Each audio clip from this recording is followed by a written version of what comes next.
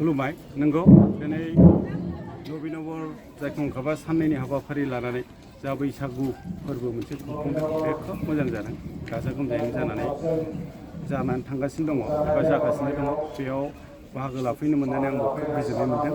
दिनै बिथांमोननि जानाखि हाबाफारि बे हाबाफारिया खोब बाख्नायथाव जादों दिनै बे हाबाफारिनि गेजेरजों बिथांमोना गावसिनि ओनसोलाव मेट्रिक पास जानाय बिथांमोनखौ बरायदों आरो लोगोसे बे ओनसोलावनो आइजें हेबनाय कम्पिटिसन एबा बादायलायनाय बिथांमोना खालामदों बेजों लोगोसे बायदि मैया हाबाफारियाव बिथांमोनहा दिनै रंगिना संगिना खुंफुंगासिनो दङ आरो बे ओनसोलनि सुख सान्थि आरो जौगाथायनि थाखाय बिथांमोना जे हाबाफारिखौ लादों बे हाबाफारिया खोब बाख्नायथाव जादों आं दिनै बाव सफैनानै बैसागु बोथोरनि साफ्रोमबो बे नबीनगरबासि आरो बे ओनसोलनि सुख सान्थिनि थाखाय आङो दिनै आफा अबंलावरिनाव आर'ज गाबबाय। आगु बैसागु रंजालि फोरबोखौ गुबुन स्टाइलाव नुनो मोनोमोन नाथाय आथिखालाव जों गुबुन स्टाइलाव नुनो मोनो आगु जों नुनो मोनोमोन अमा खोमाखौ खोमायाव आलायनानै मोसानाय बायदि रोखोमनि जों नुनो मोनो नाथाय दा बे सोलायनायखौ जों नुनो मोनो बिनि बेलायाव मा बुंनो सानो? नंगौ समजों लोगोसे परिबर्तन जायो बेयो सुबुं हारिनि नियम बे दिनैनि नङा गोदोनिफ्रायनो सोलिबाय थानाय गोदो जे स्टाइलाव सोलियोमोन अमा खोमा आलायनानै दिनैनाव एसे आलादा जाबाय खारन जुगा जेरै परिबर्तन जायो थिग बिदिनो जोंनि फोरबो खुंफुंनाय बे स्टाइलफ्राबो सोलायलांबाय थायो दिनै जेबायदि परिबेस मोनसे नुफैदों बे परिबेसा आगुनिजों दिनैनिजों एसे डिफारेन्स दङ गोदोनि जेबायदि रंजानायमोन दिनैनि रंजानाय बेबो डिफारेन्स दं खिन्थु दिनै गोदोनिफ्राय आधुनिकसिन नुदों गावजों गाव अनलायनाय गिदिरा उन्दैखौ अननाय आरो उन्दैया गिदिरखौ खुलुमनानै सिबिलायनाय बे जिनिसखौ जोंनि कालसाराव दिनै रोखायै जों नुसिनो मोनबाय खोब बाख्नायथाव आरो बेबायदिनो जुदि बर' माहारिया जोङो बेबायदि फोरबोनि गेजेरजों एबा गावजों गावनि गेजेराव बेबायदि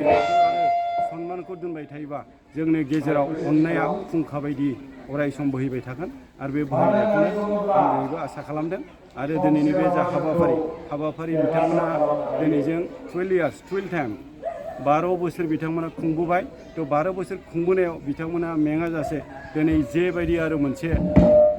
गोहो बोलो लानानै बिथांमोनहा गाजा गोमजायै खुंदों बे खोब बाख्नायथाव थ' आं बिथांमोनखौ रोजा रोजा साबायखर होगोन। मोनसे गोजोनथाव खौरां कारिगावनि माइगं बाथौ फरायसालि सेनियर सेकेन्डारि स्कुला लानानै फैदों मोनसे गोजोनथाव खौरां। क'क्राझार जिल्लानि कारिगाव माइगंपुरी गामिनि माइगं बाथौ फरायसालि सेनियर सेकेन्डारि स्कुला HS फार्स्ट इयारनि थाखाय बेसेन नाङै मुं थिसननाय आरो फर्म बिलाइनाया सोलिगासिनो दं। बे माइगं बाथौ फरायसालि सेनियर सेकेन्डारि स्कुलाव आर्ट्स स्ट्रिमनि थाखाय इंलिश बड' एबा MIL इक'नमिक्स एजुकेसन एडभान्स बड' हिस्ट्रि पलिटिकेल साइन्स आरो अल्टि इंलिश गासैबो आयदाखौ मोननो हागोन। आरो बे माइगं बाथौ फरायसालि सेनियर सेकेन्डारि स्कुलाव इंराजि आरो बर' मोन्नैबो बिजों थागोन। लोगोसे बे फरायसालियाव हिन्जावसा आरो हौवासाफोरनि थाखाय आलादा आलादा हस्टेलनि फेसिलिटिबो दं। नोंथाङा जुदि नोंथांनि गथ'खौ HS फार्स्ट इयारनि थाखाय गोदान मुं थिसननो सानदों अब्ला मानोथो गोबाव खालामनो थाबैनो बे माइगं बाथौ फरायसालि सेनियर सेकेन्डारि स्कुलाव बेसेन होनाङा जासे मुं थिसनहैदो। आबुङै मिथिनो थाखाय 8011394710 एबा 8133845456 नङाब्ला 7638023455 नैबे जानबुं नाम्बाराव फन खालामना खौरां लाहरनो हागोन।